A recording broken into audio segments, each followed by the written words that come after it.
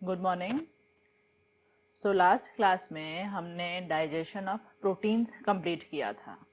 अब last part लिखेंगे, number 4, digestion of lipids. Digestion of lipids.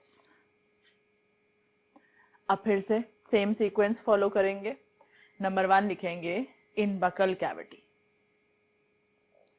Number 1 in buccal cavity. तो देखो, याद करो, सलाइवा के अंदर हमने कोई ऐसा एंजाइम मेंशन नहीं किया था जो लिपिड्स का डाइजेशन करेगा। लेकिन याद है मैंने टंग में बताया था एक एबनस ग्लैंड होता है, क्योंकि टंग भी ग्लैंडुलर स्ट्रक्चर था और उसमें एक एबनस ग्लैंड था जो सिक्रीट करता है लिंगुअल लाइपेज। लिंगुआ मतलब टंग था और लाइपेज मतलब जो करेगा डाइजेशन ऑफ लिपिड्स। तो लिंगुअल लाइपेज बनता है, बकल कैविटी में वो है, लेकिन उसका एंजाइमेटिक एक्शन बहुत ही वीक है। मतलब अगर वो कुछ लिपिड डाइजेशन करता भी है तो वो इतना कम है कि नेग्लिजिबल ही है, हम उसे कंसिडर भी नहीं करना चाहते। तो लिखो बकल कैविटी के आगे, इट कंसिस्ट ऑफ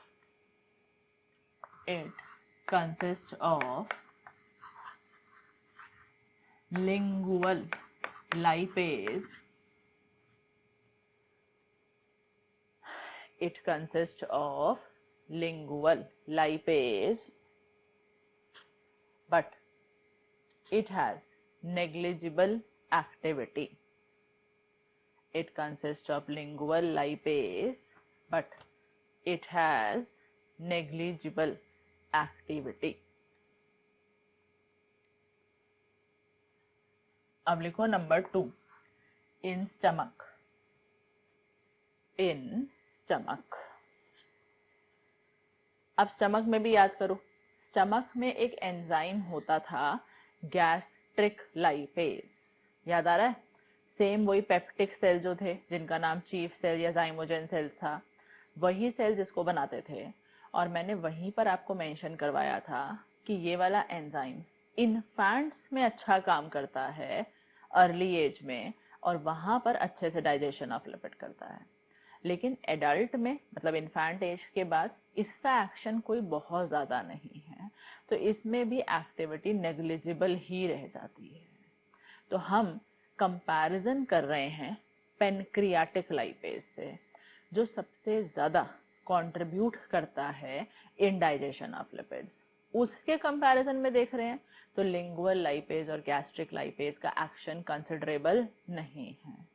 तब भी लिख लो स्टमक में, it consists of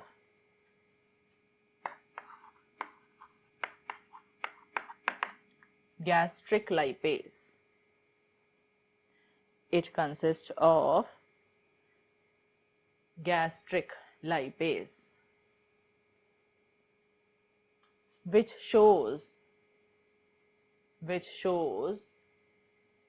considerable action in infant, which shows considerable action in infants, but shows negligible activity in adult.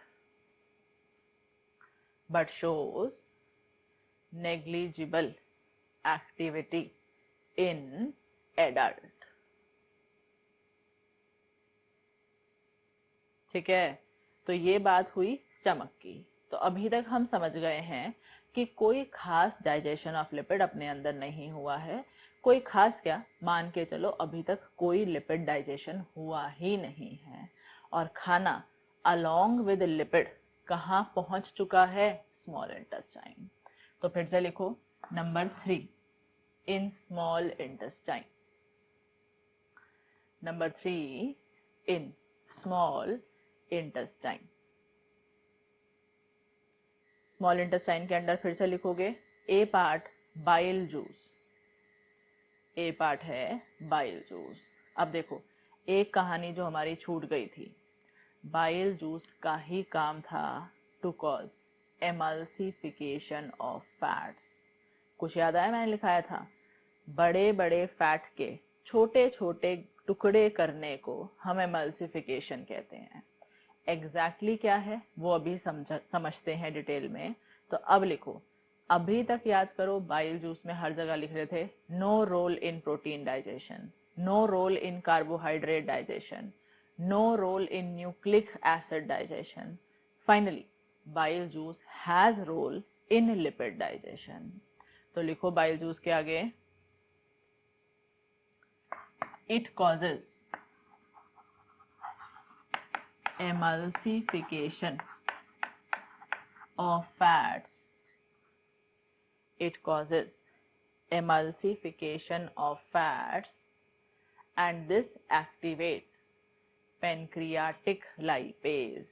याद करो मैंने ये भी लिखाया था, it causes emulsification of fats and this activates pancreatic lipase।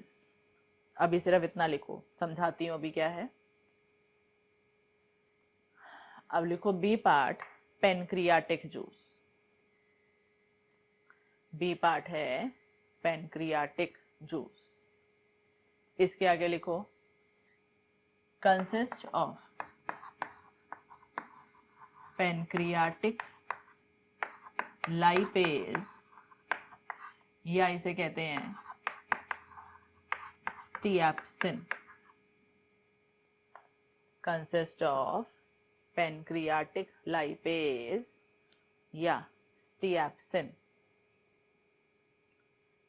and it is the main enzyme responsible for and it is the main enzyme responsible for digestion of lipids and it is the main enzyme responsible for digestion of lipids। ठीक, अब लिखो last C part intestinal juice, C part है intestinal juice. इसके आगे लिख दो consist of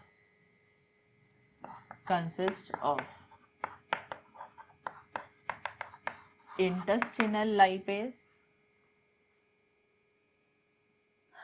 consist of intestinal lipase which also has some role, consist of intestinal lipase which also has some role in digestion of lipids, which also has some role in digestion of lipids। ठीक है, अब मैं ये सारी कहानी आपको समझा रही हूं कि ये कैसे कैसे होगा।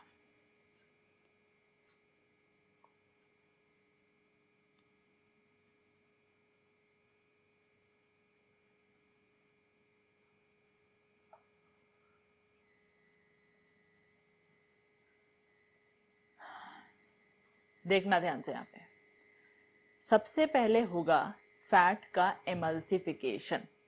और याद करो एमल्सिफिकेशन ऑफ फैट करते हैं ऑर्गेनिक बाइल सॉल्ट, जिनका नाम था सोडियम ग्लाइकोलेट और सोडियम टोरोकोलेट। याद है derivatives of colic acid, cholesterol से बनाए हुए दो सॉल्ट थे। हमने बाइल सॉल्ट दो तरह के पढ़े थे, इनऑर्गेनिक और ऑर्गेनिक। इनऑर्गेनिक वालों का काम था न्यूट्रलाइजेशन ऑफ काइम और ऑर्गेनिक वालों का काम है to cause emulsification of fat. तो अब करेंगे क्या, सबसे पहले ये है लार्ज फैट ग्लोब्यूल। ध्यान से देखो, जो भी हमने फैट खाया वो साइज में इस तरह से बड़ा होता है, लार्ज साइज का है, और फैट मॉलिक्यूल हाइड्रोफोबिक होता है, यानी कि वो पानी से डरता है। तो सबसे पहली परेशानी यही थी। हमारा जो लाइपेज है, खास करके पेनक्रियाटिक लाइपेज, और हमारे इनफैक्ट सारे डाइजेस्टिव एंजाइम, याद करो हाइड्रोलेजेस थे, मतलब ऐसे एंजाइम थे which cause break down in presence of water. तो पेनक्रियाटिक लाइपेज भी हाइड्रोलेज है। एंजाइम ने कहा कि भाई मैं पानी के अंदर रहूंगा तो काम करूंगा पानी के साथ, और फैट कह रहा है, लिपिड कह रहा है कि मैं तो पानी से डरता हूँ, मैं तो पानी से दूर भाग रहा हूँ। तो एंजाइम पानी के साथ आ रहा है और फैट पानी से डरता है, वो दूर भाग रहा है। तो अब बताओ, दोनों का कांटेक्ट तो हो ही नहीं पा रहा। तो सबसे पहले मुझे इस लिपिड को ऐसे नेचर में लाना है कि इसके साथ एंजाइम इंटरैक्ट कर सके। ये फैट ऐसा हो जाए कि ये पानी से ना डरे, और जब इसके ऊपर एंजाइम्स एक्शन करने आए तो ये तैयार रहे, ये उससे डर के भागे नहीं। मतलब मुझे इसको हाइड्रोफोबिक से हाइड्रोफिलिक करना है, पानी का डर खत्म करना है। फोबिक मतलब होता है हेट, तो हाइड्रोफोबिक मतलब वाटर हेटिंग, और हाइड्रोफिलिक मतलब वाटर लविंग करना है, पानी का डर खत्म हो जाए। दूसरी बात, ये जो बड़ा बड़ा फैट है इसका मुझे बढ़ाना है सरफेस एरिया, क्योंकि मुझे पता है कि जैसे ही सरफेस एरिया इंक्रीज होता है एंजाइमेटिक एक्शन बेटर हो जाता है। तो मुझे इसका सरफेस एरिया भी बढ़ाना है और साथ के साथ मुझे इसको पानी के डर से खत्म करना है। तो इस लार्ज फैट ग्लोब्यूल पर अटैक किया बाइल सॉल्ट्स ने, और इस प्रोसेस को हम कहते हैं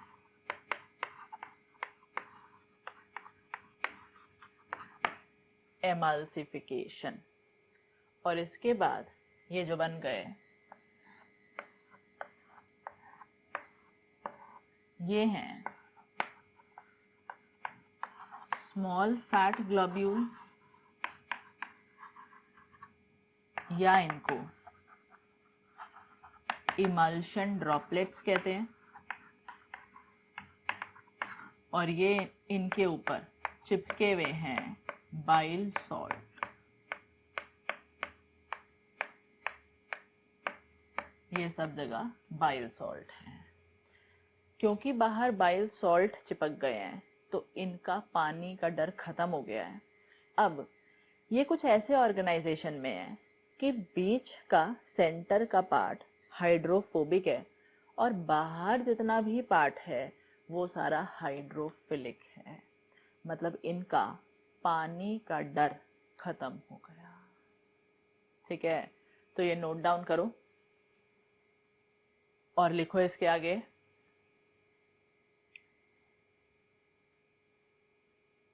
the large fat globules are hydrophobic in nature. The large fat globules are hydrophobic in nature. But the pancreatic lipase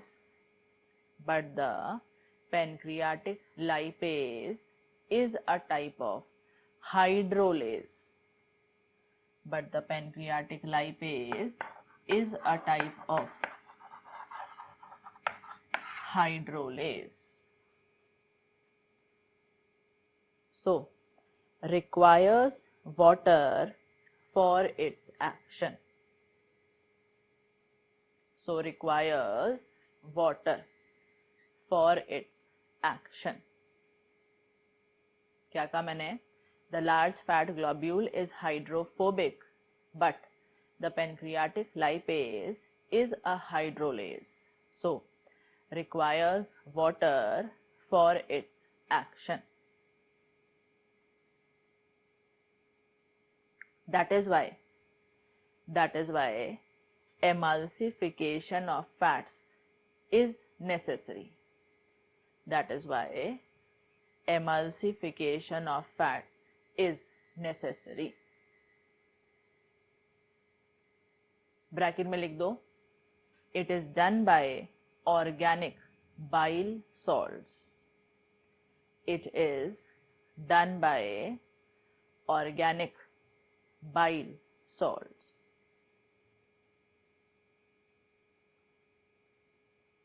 next line, next point लिखोगे,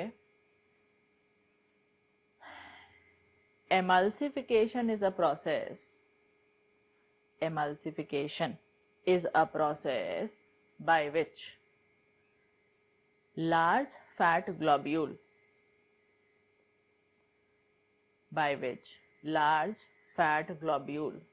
is broken down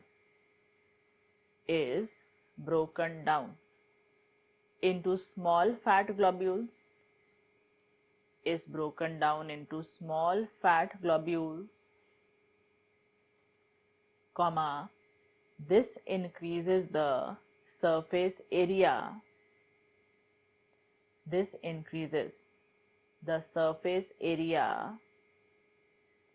and now these small globules are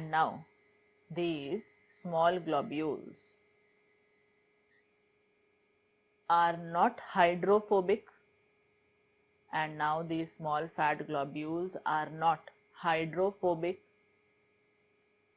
so can interact with lipase enzyme.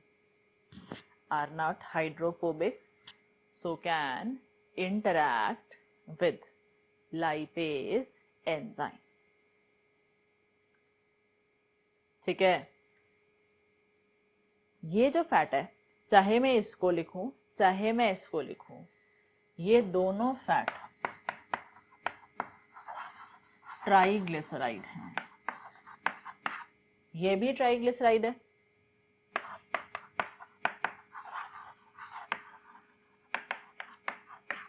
ये भी triglyceride है। दोनों तरफ triglyceride लिख करके मैं ये समझाना चाह रही हूँ कि डाइजेशन ऑफ फैट नहीं हुआ है अभी। जिस स्टेट में वो था ट्राइग्लिसराइड फॉर्म, क्या है वो बताती हूँ, वो अभी भी उसी फॉर्म में है। अगर मैं कहती कि ट्राइग्लिसराइड टूट गया है, तो आप कहते टूटने का मतलब उसका डाइजेशन हुआ है, और डाइजेशन नहीं हुआ है। केमिकली वो स्ट्रक्चर अभी भी सेम है, अभी सिर्फ उस बड़े ट्राइग्लिसराइड के छोटे छोटे टुकड़े हुए हैं। ठीक है, तो ये दोनों तरफ मेंशन करके आप ध्यान रखोगे कि डाइजेशन अभी हमने नहीं समझा, अभी हमने एमल्सिफिकेशन पढ़ा है। अब मैं आपको ट्राइग्लिसराइड का मतलब बताती हूँ।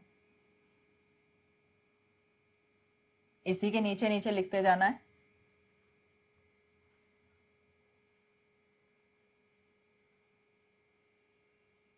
देखो, हमारे बॉडी में एक अल्कोहल है, ग्लिसरॉल। ये एक अल्कोहल है। इस ग्लिसरॉल अल्कोहल के ऊपर ये मैं लगा रही हूँ fatty acid. Fatty acid number 1, fatty acid number 2, fatty acid number 3। Fatty acids क्या हैं, ये थोड़ा सा डिटेल है जो हम आपको बायोमोलिक्यूल्स में समझाते हैं।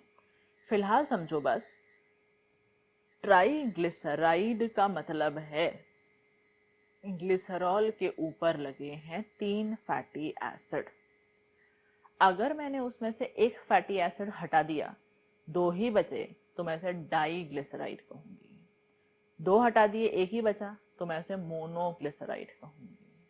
तो ट्राइग्लिसराइड लिपिड, ये जो मैंने अब लिखा है, ये मान के चलो एमल्सिफाइड है, क्योंकि इस पर क्या प्रोसेस पूरा हो चुका है, एमल्सिफिकेशन। तो मैं लिख रही हूं इसको ट्राइग्लिसराइड,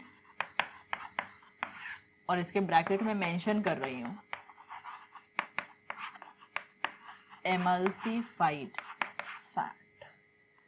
तो मान के चलना है केमिकली, अगर मैं आपसे कहूं कि मुझे ट्राइग्लिसराइड बना के दिखाओ बिफोर एमल्सिफिकेशन, आप सेम ही स्ट्रक्चर बना दोगे। आप कहोगे मैम एमल्सिफिकेशन के बाद देखो या पहले देखो, ट्राइग्लिसराइड दिखने में सेम ही रहेगा। फर्क पड़ेगा साइज का। पहले दिखाते तो हम बड़ा ग्लोब्यूल दिखाते, एमल्सिफिकेशन के बाद हम छोटे छोटे ग्लोब्यूल्स दिखा रहे हैं। ठीक है, अब इस एमल्सिफाइड फैट के ऊपर एक्शन होगा लाइपेज का। ये आ गया लाइपेज।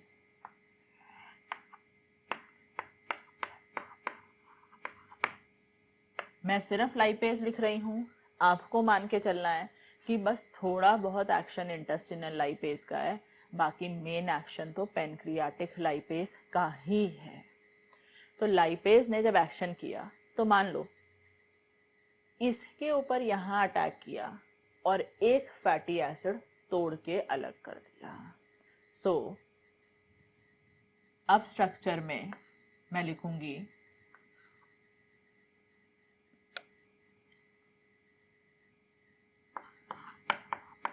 डाइग्लिसराइड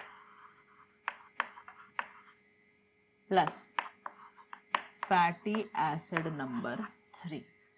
तो मैंने क्या कहा, लाइपेज का एक्शन यहां हुआ, देखो मैं इधर मार्क कर रही हूं, इसने इस बॉन्ड पर ब्रेक डाउन किया, ब्रेक डाउन करके ये अलग हो गया, 2 फैटी एसिड बचे और ग्लिसरॉल बचा।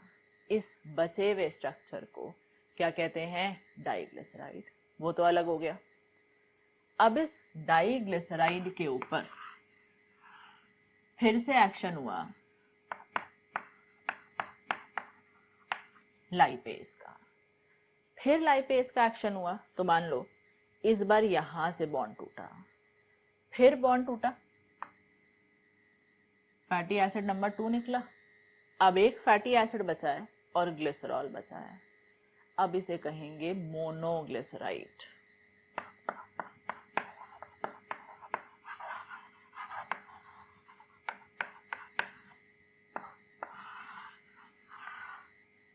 Plus fatty acid number 2। तो फैटी एसिड नंबर 2 निकल गया, अब सिर्फ ये बचा है। फाइनली एक बार और लाइपेज ने एक्शन किया इधर, और इस एक्शन के बाद रिलीज हुआ ग्लिसरॉल प्लस फैटी एसिड 1। मैं चाहती तो रिएक्शन को यहाँ भी रोक सकती थी, यहाँ भी रोकी, और ऐसा मत समझना कि मैम ने कहा है 3 2 1 करके निकला है तो ऐसे ही निकलता होगा। अब 1 निकालो, फिर 3 निकालो, फिर 2 निकालो, उससे कोई फर्क नहीं पड़ता, तीनों हैं तो फैटी एसिड ही ना। तो लिपिड के डाइजेशन में, लिपिड डाइजेशन के बाद 3 फैटी एसिड्स निकले और एक अल्कोहल निकला जिसका नाम है ग्लिसरॉल। अब जाकर पूरा हुआ डाइजेशन ऑफ लिपिड्स। ध्यान से देख लो, हमने जब डाइजेशन शुरू किया वो ट्राइग्लिसराइड था, तो लिख सकते हो triglyceride lipid, triglyceride lipid is made up of glycerol alcohol, triglyceride lipid is made up of glycerol alcohol conjugated with 3 fatty acid, conjugated with 3 fatty acid. Next line. After the digestion of lipids, after the digestion of lipids gets completed, after the digestion of lipids gets completed, there is release of a free glycerol, there is release of a free glycerol and 3 fatty acid, 1 2 3 and 3 fatty acid. ठीक है, तो याद रखना है, हम कहानी पढ़ लेते हैं सबसे कॉम्प्लेक्स लिपिड के साथ, यानी कि ट्राइग्लिसराइड, लेकिन ऐसा नहीं है कि खाने में सब ट्राइग्लिसराइड होते हैं।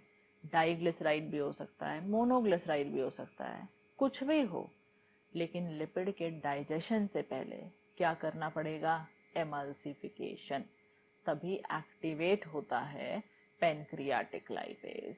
वरना लाइपेज नॉन एमल्सिफाइड फैट के ऊपर एक्शन नहीं कर पाता, ये बॉन्ड तक पहुंच ही नहीं पाता, क्योंकि बिफोर एमल्सिफिकेशन उसको पानी का डर था और साइज बहुत बड़ा था और बाहर से वो हाइड्रोफोबिक था।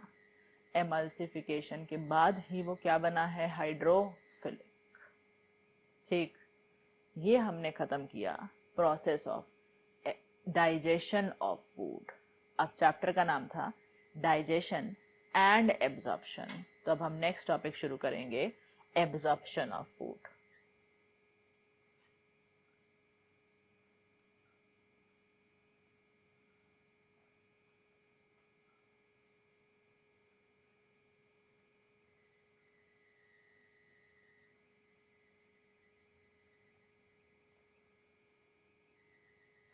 लिखेंगे नेक्स्ट टॉपिक,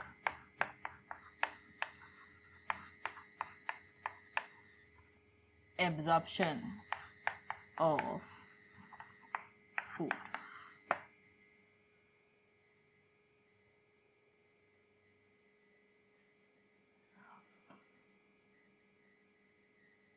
हाँ जी, देखिए एब्जॉर्प्शन का मतलब हमने स्टार्टिंग में लिखा था कि वो प्रोसेस जिसके थ्रू हम सिंपलेस्ट फॉर्म ऑफ फूड, यानी कि सिंपलेस्ट फॉर्म हो, सॉल्युबल हो, उसको डाइजेस्टिव ट्रैक्ट से उठाकर ब्लड में रिलीज कर देंगे। तो उस प्रोसेस को क्या कहते हैं, एब्जॉर्प्शन। तो लिखेंगे एब्जॉर्प्शन ऑफ फूड में, it is the process by which, it is the process by which the digested, it is the process by which the digested, comma, simplest and soluble form of food, it is the process by which the digested, comma, simplest and soluble form of food is taken from digestive tract, is taken from digestive tract into the blood circulation, is taken from digestive tract into the blood circulation, from digestive tract into the blood circulation। ठीक है, तो अब हमें पहले समझने हैं sites of absorption क्या है और फिर मेथड्स ऑफ एब्जॉर्प्शन क्या क्या है। तो इसके नीचे हेडिंग डालो,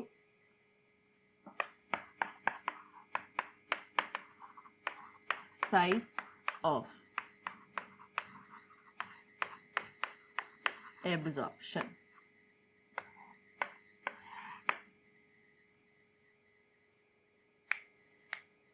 साइट्स ऑफ एब्जॉर्प्शन, साइट से मतलब क्या है, कहाँ कहाँ पर किस किस चीज का एब्जॉर्प्शन होने वाला है। तो देखो यहाँ पर साइट्स ऑफ एब्जॉर्प्शन में नंबर 1 है इन बकल कैविटी। सुनना ध्यान से, बकल कैविटी में ज्यादातर चीजों का एब्जॉर्प्शन नहीं होता, क्योंकि यहाँ पर खाना, याद करो, बहुत ही कम वक्त के लिए रुका था, खाना तो सीधा नीचे उतर गया था स्टमक में। फिर भी हम कहते हैं बकल कैविटी में थोड़े बहुत सिंपल शुगर्स का एब्जॉर्प्शन हो सकता है, कि मान लो मैंने सीधा एक ग्लूकोज का कैप्सूल या ग्लूकोज का कोई भी गोली ऐसी चबा लिया, तो अब उसमें था ही ग्लूकोज, सिंपलेस्ट फॉर्म ही था, तो थोड़ा बहुत यहाँ से डायरेक्ट एब्जॉर्ब हो गया। बाकी यहाँ पर अगर एब्जॉर्ब होते हैं तो हमने खास करके कुछ ड्रग्स बनाए हैं, कुछ ऐसी दवाइयाँ बनाई हैं, ड्रग्स मतलब यहाँ दवाइयाँ हैं। तो वो दवाइयाँ जैसे ही इंसान जीभ पे रखेगा या जीभ के नीचे रखेगा, वो तुरंत घुलकर यहीं से खून में चली जाएंगी। क्यों? क्योंकि उस दवाई का पर्पज ही ऐसा है कि उसको देर में ना पहुंचे खून में, वो जल्द से जल्द पहुंचे। जैसे कि एक दवाई है सॉर्बिट्रेट नाम की, वो दवाई उनको दी जाती है जिनको एंजाइना हो रहा हो। हार्ट अटैक से पहले वो जो बहुत तेज चेस्ट पेन होता है ना, जो पूरे इधर से स्प्रेड होने लगता है, उस बहुत सीवियर चेस्ट पेन को एंजाइना कहते हैं। जिसको एंजाइना हो रहा है उसको चांस है कि अब जल्द ही हार्ट अटैक आ जाएगा, तो उन लोगों को सॉर्बिट्रेट देकर हम हार्ट अटैक को थोड़ा डिले करने की कोशिश करते हैं। कैसे होता है वो बॉडी फ्लूइड्स एंड सर्कुलेशन वाले चैप्टर में जब हार्ट समझते हो तब डिटेल में देखेंगे, ठीक है। तो कुछ दवाइयाँ यहाँ आ सकती हैं, बाकी कुछ पॉइजन्स हैं, जैसे कि एक बहुत स्ट्रॉन्ग जहर है, पॉइजन है साइनाइड। अगर किसी ने जरा सा भी साइनाइड चाट लिया या खा लिया, वो तुरंत यहीं की यहीं ब्लड सर्कुलेशन में चला जाएगा, और वो इतना स्ट्रॉन्ग पॉइजन है कि तुरंत बॉडी पर असर दिखा देता है। ये हमने नहीं बनाया, ये नेचुरली ऐसा है, इसकी प्रॉपर्टी है कि ये डायरेक्ट एब्जॉर्प्शन करता है। तो पहला साइट ऑफ एब्जॉर्प्शन क्या हुआ? Buccal cavity. तो लिखो बकल कैविटी में, इन बकल कैविटी हेडिंग डालना है और इसके आगे लिखना है it can cause absorption of it can cause absorption of some simple sugars like glucose. Some simple sugars like glucose.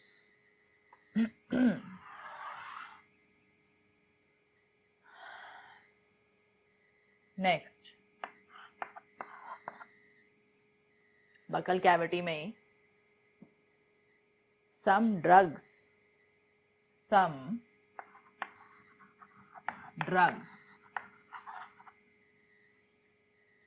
also get absorbed here. Some drugs also get absorbed here. Example, sorbitrate. हम सब examples नहीं पढ़ सकते, बस कुछ पढ़ रहे हैं। Some drugs also get absorbed here. Example, sorbitrate. अभी अपने रेफरेंस के लिए लिख लो यहाँ पर, sorbitrate के नीचे given to patients of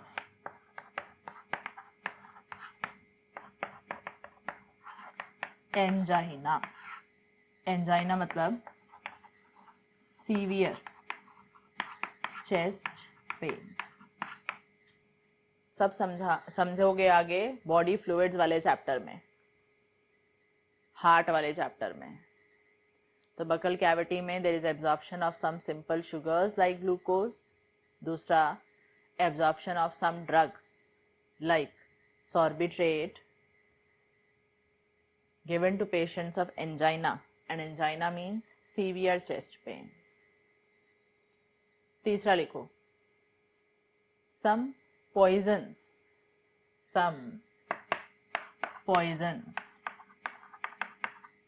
like cyanide. Highlight करना, some poisons like cyanide can also get absorbed in buccal cavity. Some poisons like cyanide can also get absorbed in buccal cavity. अब लिखो number 2, in stomach. in stomach.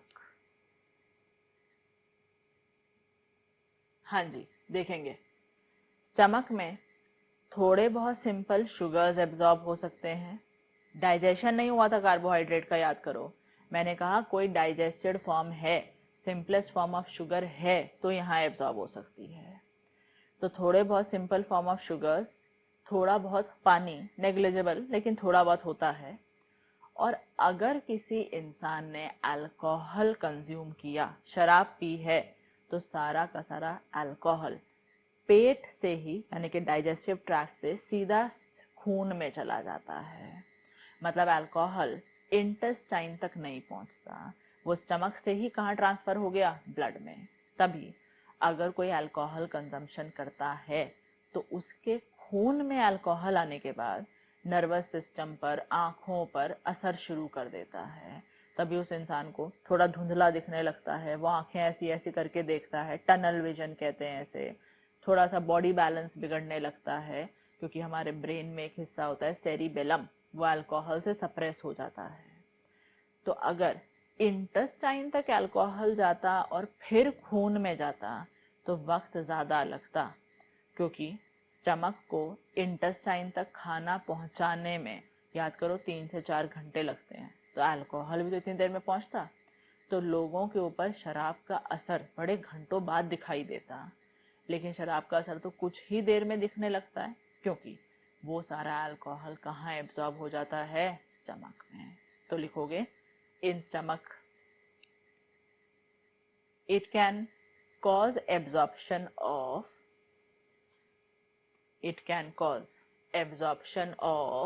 some simple sugars. It can cause absorption of some simple sugars, comma, some water and all the alcohol को highlight करना, and all the alcohol.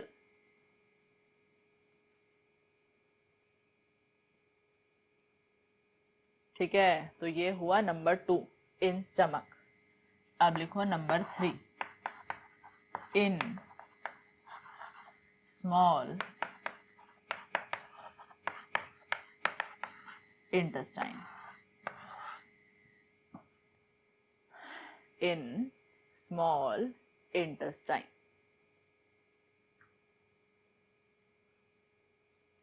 तो देखो यहाँ पर small intestine main site है for absorption of nutrient.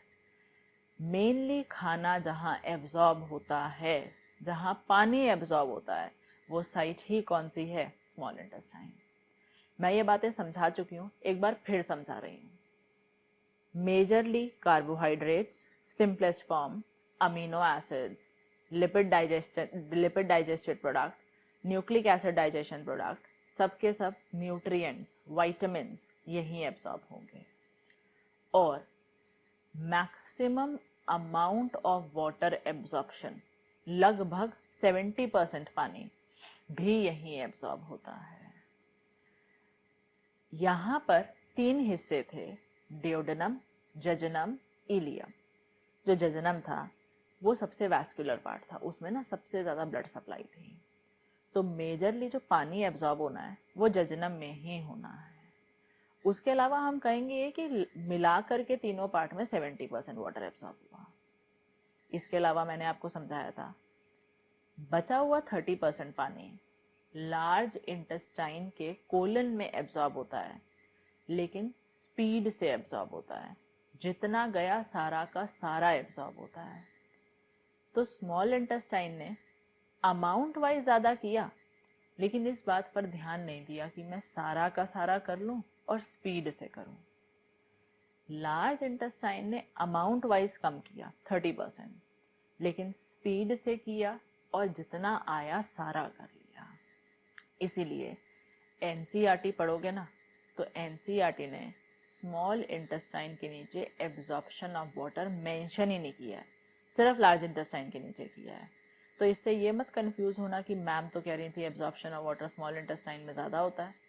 NCERT ने large intestine में mention करके ये समझाया कि उसने तेजी से किया है, लेकिन ये कहीं नहीं बोला कि स्मॉल इंटेस्टाइन में होता ही नहीं है, क्योंकि हम जान गए हैं एब्जॉर्प्शन तो होता है।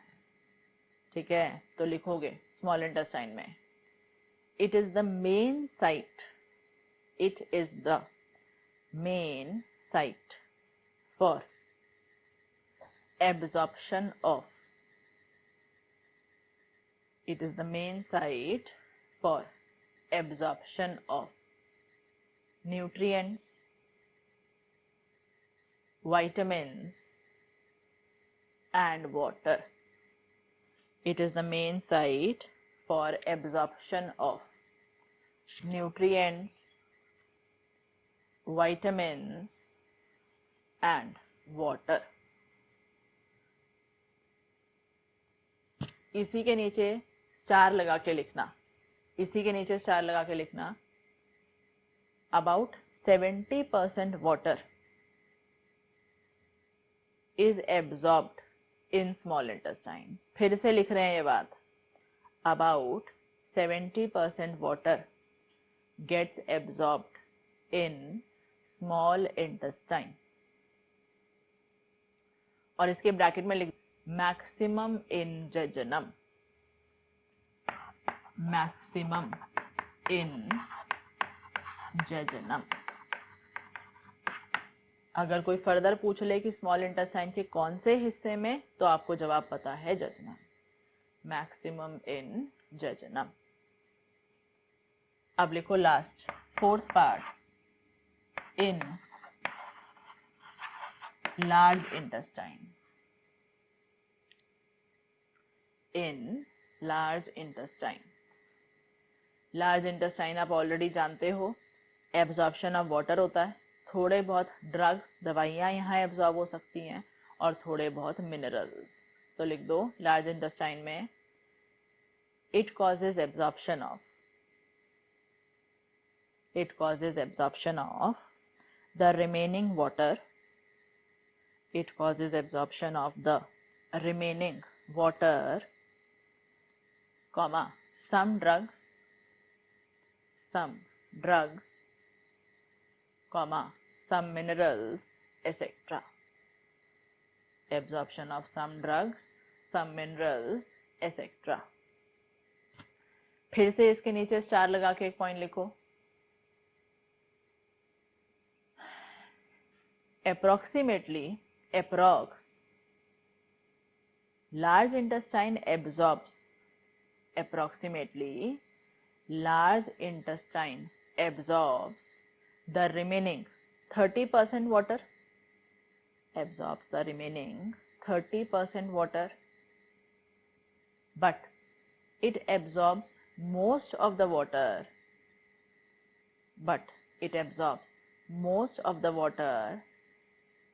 comma, and at the maximum rate, but it absorbs most of the water and at maximum rate. ठीक है, तो ये हमने पढ़ ली साइट्स ऑफ एब्जॉर्प्शन. अब next,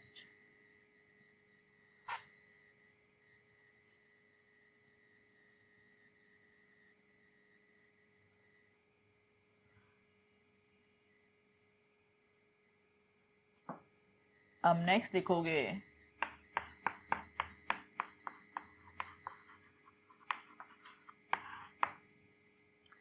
methods of absorption. Methods of absorption.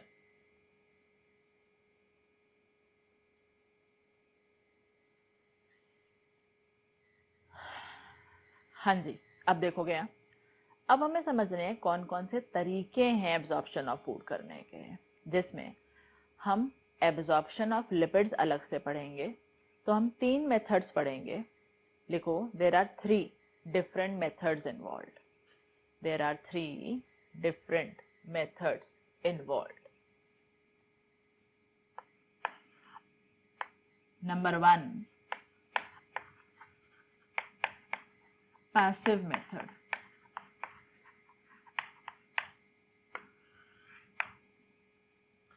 Number 1 है पैसिव मेथड.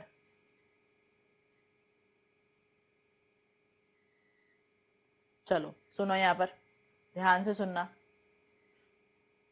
पैसिव मेथड के अंदर 2 चीजें आती हैं.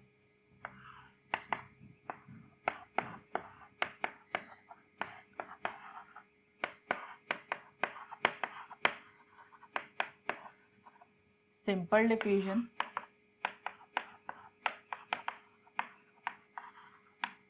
Facilitated diffusion.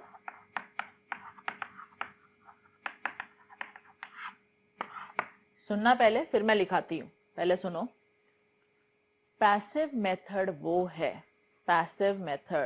वो है जो चीज को एब्जॉर्ब करता है along the concentration gradient।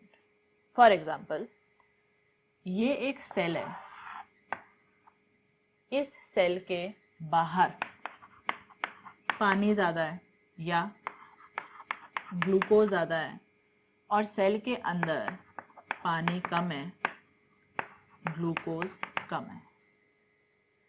तो पानी या ग्लूकोज या सोडियम आयन या कोई विटामिन कुछ भी हो, वो हाई कॉन्सेंट्रेशन से लो कॉन्सेंट्रेशन की तरफ जा रहा है। इस प्रॉपर्टी को सिंपल डिफ्यूजन या पैसिव मेथड कहते हैं। तो सिंपल डिफ्यूजन, या मैं पहले सिर्फ पैसिव मेथड की बात करती हूँ।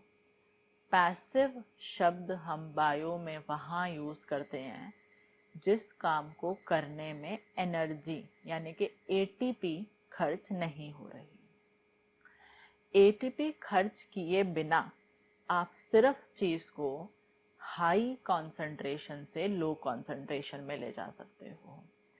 आप कभी भी अगेंस्ट द कॉन्सेंट्रेशन डिफरेंस या अगेंस्ट द कॉन्सेंट्रेशन ग्रेडियंट बिना एटीपी खर्च किए नहीं ले जा सकते हैं। तो जब मैं कहती हूं कि चीज का ट्रांसपोर्ट हो रहा है अलोंग द कॉन्सेंट्रेशन ग्रेडियंट, इस शब्द का मतलब ध्यान रखना है। ग्रेडियंट मतलब डिफरेंस, कॉन्सेंट्रेशन ग्रेडियंट मतलब कॉन्सेंट्रेशन के डिफरेंस, अलोंग मतलब उस डिफरेंस के साथ साथ हो रहा है कि वो डिफरेंस ना रहे, वो डिफरेंस खत्म हो जाए। मतलब चीज हाई से लो की तरफ जा रही है और इस काम को करने में कभी भी एनर्जी खर्च नहीं होगी। पहले सब बात सुनो, फिर मैं लिखाऊंगी। अब इस मेथड के हमें दो पार्ट करने पड़े, एक है सिंपल डिफ्यूजन, एक है फैसिलिटेटेड। सिंपल डिफ्यूजन और फैसिलिटेटेड डिफ्यूजन में कॉमन बातें क्या क्या है? हाई से लो होगा, हाई से लो होगा, no ATP used, no ATP used. For example, there is absorption of some simple sugars and some amino acids from high concentration to low concentration. Second, there is simple diffusion of water from high to low concentration, जिसको अक्सर हम osmosis भी कह देते हैं। Osmosis जब detail में पढ़ोगे तो और बातें भी समझाई जाएंगी। फिलहाल पानी अगर हाई से लो जा रहा है तो उसको भी हम सिंपल डिफ्यूजन या स्पेशली एक पानी के मूवमेंट के लिए नाम है ऑस्मोसिस कह देते हैं। अब मुझे बताओ, पानी में अगर कुछ नमक घुले हुए हैं, मिनरल्स घुले हुए हैं, तो वो भी तो पानी के साथ साथ ही जाएंगे। मैं रोक थोड़े ना पाऊंगी उनका जाना, जो चीजें पानी में घुली पड़ी हैं, डिसॉल्व्ड हैं ऑलरेडी। तो there is diffusion of some salts, some minerals along with water। और लास्टली जो वाटर सल्यूबल विटामिन्स होते हैं, यानी कि विटामिन सी और विटामिन बी कॉम्प्लेक्स, वो भी तो पानी के साथ साथ ही जाएंगे, क्योंकि नाम देखो ना, वाटर सल्यूबल विटामिन, तो पानी के साथ जाना ही पड़ेगा उनको भी। एक एक्सेप्शन है विटामिन B12 जो कैसल्स इंट्रिंसिक फैक्टर के साथ जाता है। तो ये जो मैंने अभी जितने एग्जांपल लिए नाम, वो सब क्या शो कर रहे हैं? Passive method, that is simple diffusion. अब सारी बातें सेम हैं फैसिलिटेटेड डिफ्यूजन में भी, बस एक एडिशनल पॉइंट सुनो। नाम में देखो फैसिलिटेटेड आ रहा है, इसने कुछ फैसिलिटी मांगी है, कुछ हेल्प मांगी है कि ये मुझे फैसिलिटी मिलेगी तो मैं काम करूंगा। अब समझना क्या है ये फैसिलिटी। मान लो यहाँ ग्लूकोज हाई है, यहाँ ग्लूकोज कम है। ग्लूकोज हाई से लो खुद ब खुद जा रहा है, कोई फैसिलिटी नहीं मांग रहा, कुछ नहीं मांग रहा। तो मैंने कहा ग्लूकोज हाई टू लो गया विदाउट फैसिलिटी, मतलब वो क्या शो कर रहा है, सिंपल डिफ्यूजन। अब आया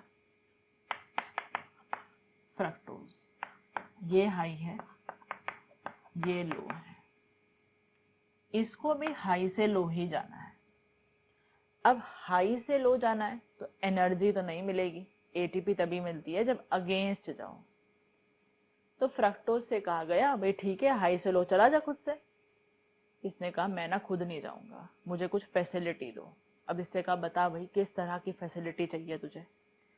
इसने कहा या तो कोई ऐसा हो जो मुझे उठाए और उठा के अंदर छोड़ आए, या फिर मुझे एक प्रॉपर ना गेट दिखाओ, एक रास्ता दिखाओ, एक चैनल दिखाओ कि हाँ भाई ये गेट है, इससे घुस जा, तो मैं घुस जाऊंगा। तो इसने कहा मैं एनर्जी नहीं मांग रहा, मैं फैसिलिटी मांग रहा हूँ। अब वो फैसिलिटी किस फॉर्म में है, मान लो ये एक कैरियर प्रोटीन है, मैं लिखा दूंगी अभी फुल फॉर्म। फ्रक्टोज ने कहा मैं इसके ऊपर लोड हो जाता हूँ, ये मुझे उठाए और ऐसे घूम कर अंदर छोड़ दे तो मैं चला जाऊंगा, या मेरे लिए ऐसे एक गेट बनवा दो, मैं इस गेट से चला जाऊं, फिर तुम इस गेट को बंद कर देना। देख रहे हो ये बंद हो गया, ये खुला। तो इसने कहा ये जो गेट है ये भी प्रोटीन्स बनाते हैं, उठाने वाले भी प्रोटीन्स होते हैं, या फिर आयंस भी कैरियर का काम करते हैं कि भाई ये सोडियम आयन है, इस सोडियम आयन ने फ्रक्टोज को उठाकर अंदर छोड़ दिया। तो कहने का मतलब किसी कैरियर प्रोटीन की मदद से जाना, किसी कैरियर आयन की मदद से जाना, या किसी चैनल के थ्रू जाना जिसको चैनल प्रोटीन ने बनाया है। अगर एक स्पेशल फैसिलिटी डिमांड करके जा रहा है, एनर्जी नहीं खर्च कर रहा, हाई टू लो ही जा रहा है, तो उसका नाम है फैसिलिटेटेड डिफ्यूजन। क्या नाम है, फैसिलिटेटेड डिफ्यूजन। तो ये दोनों मेथड मैंने किसके नीचे लिखे हैं, पैसिव। तो कुछ सिंपल शुगर्स और कुछ अमीनो एसिड्स फैसिलिटेटेड डिफ्यूजन करते हैं, मतलब फिर बोल रही हूँ they need help of facility of some carrier protein और कैरियर आयन और चैनल प्रोटीन। कोई फैसिलिटी नहीं चाहिए, एनर्जी भी नहीं चाहिए तो सिंपल डिफ्यूजन, एनर्जी नहीं चाहिए बट फैसिलिटी चाहिए तो facilitated diffusion.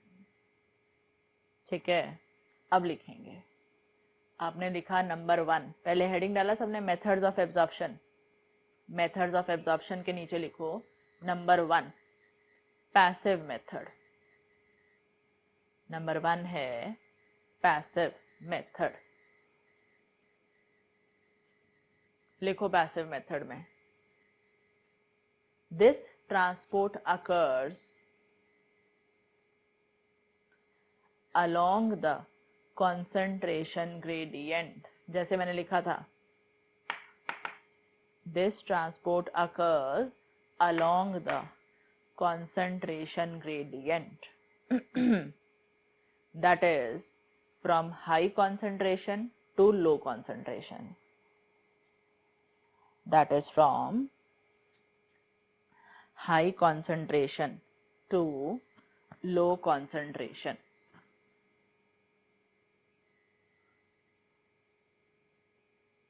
Next line, next point, it does not involve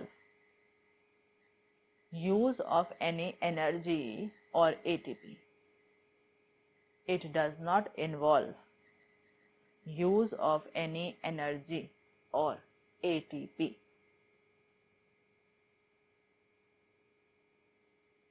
Next, can be divided into two methods, इसी के नीचे पैसिव मेथड के नीचे can be divided into two methods. लिखो ए part simple diffusion, A part simple diffusion.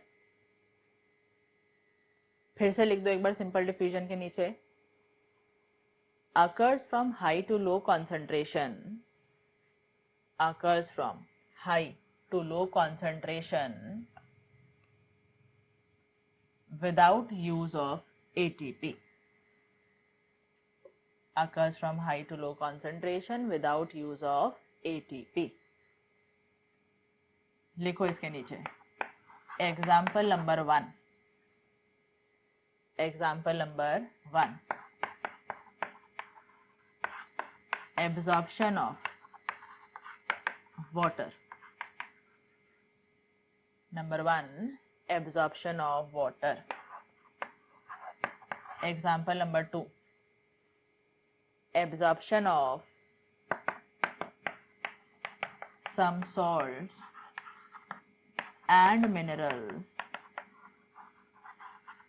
along with water, absorption of some salts and minerals along with water।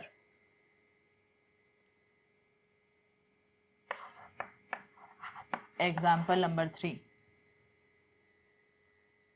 absorption of water soluble vitamins, absorption of water soluble vitamins। Bracket में लिखना absorption except vitamin B12, except vitamin B12। Example number 3 लिखा आपने absorption of water soluble vitamin except vitamin B12। और लिखो example number 4, लिखो खुद से absorption of some simple sugars, absorption of some simple sugars and some amino acids। आपने 2 बार सम लिखा है, उस सम को बॉक्स में डाल देंगे। Absorption of some simple sugars box में and some amino acids box में। क्या सिग्निफिकेंस है अभी बताऊंगी। Absorption of some simple sugars and some amino acid. ठीक है, तो अभी हम पैसिव मेथड पढ़ रहे हैं, उसमें मैंने आपको सिंपल डिफ्यूजन समझा दिया है। नेक्स्ट क्लास में वो लिखाऊंगी, फिर आगे समझाऊंगी। ठीक है, अभी यहाँ तक ध्यान रखो।